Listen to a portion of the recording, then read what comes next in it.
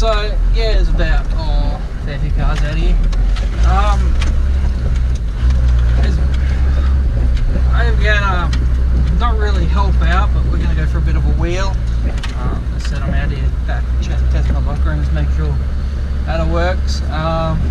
If we see any rubbish around the track we go on, we'll stick it to the side and might even just throw it on the tray and strap it on down. So it doesn't take much to keep your tracks clean, your tracks stay open then, so we'll see how we go, we'll see what we can find.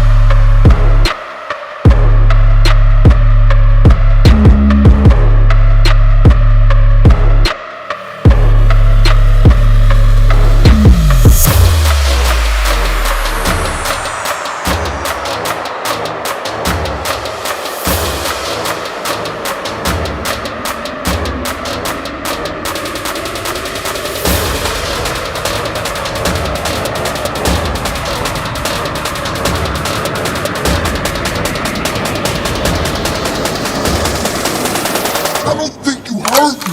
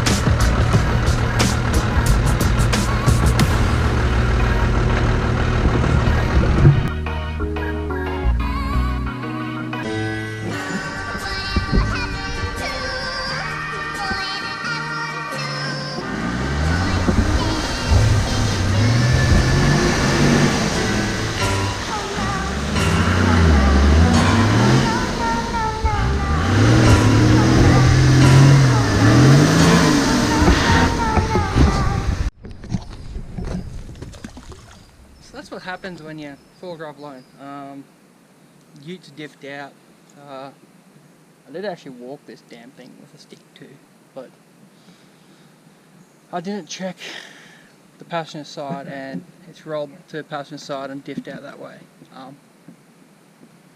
Luckily the hardcore group are up here cleaning it up. Hopefully one of them's got a couple of G-shackles. I got a strap at least to drag it out. Just got no other car to drag it out, and the rear locker doesn't help. Can't wait to have that front locker in and the bull bar on, the new bull bar, and my winch. See if one of these boys can drag it out.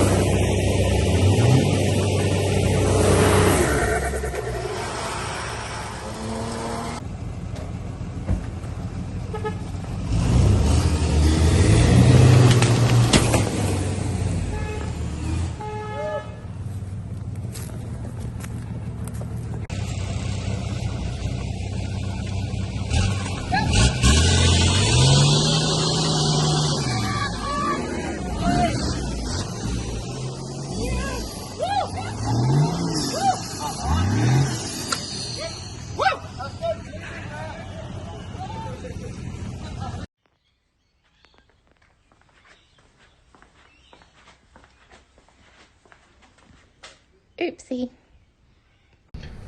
So we got something cold and refreshing now. Take it, dude. Yeah, that's why people say don't recover off your bull bar. I hadn't actually got to the point on this rig yet of putting recovery points on it. That is part of the steel bull bar, is getting the recovery points. This alloy is literally as a temporary fix for the ute, so I had a bull bar and I was legal. The bull bar will go back on. All I'm going to do is make some washers to fit where the holes are meant to be. So the bottom's being ripped clean off, and it's ripped out of this hole into that hole and out the back on both sides. Let's rip both channels off the bottom side. I might just get a mate to quickly dig up some mounts, but I kind of need the bull bar on to have the car legal, so this afternoon I'll quickly just throw that back on. As long as it's secure, and I'll have to fix my lights because, well, there's no Deutsch connector there anymore. That pulled the cables, and that one, look out the plug. That one's in good condition. So 2 out of 3 destroyed ain't bad, but that I don't hide that I do stupid stuff sometimes. First time I've actually been in Ormeau myself in my own 4-wheel drive. I've been in there in my previous car, which was a front wheel drive Ford Focus, annoying a mate. Been in there in the back of mate's utes before, going back like 4 years I think it was, when I was in the back of a mate's Hilux. Because I was DD, I was designated drinker. Yeah, so you got to be careful out on 4-wheel drive tracks. Probably why it's best having rated recovery points. The bull bar, when I rebuild it, will have proper recovery points in the front of the bull bar. I also forgot to put my hitch in because I didn't think too much about it till I went in that one little hole that all my mates have talked about. The neighbour on that side with his 80's been stuck in it. My neighbour on that side with my old 80 got stuck in it. And now I've been stuck in it. And no crap, it was literally like 10 hits, 10 tries to get us out.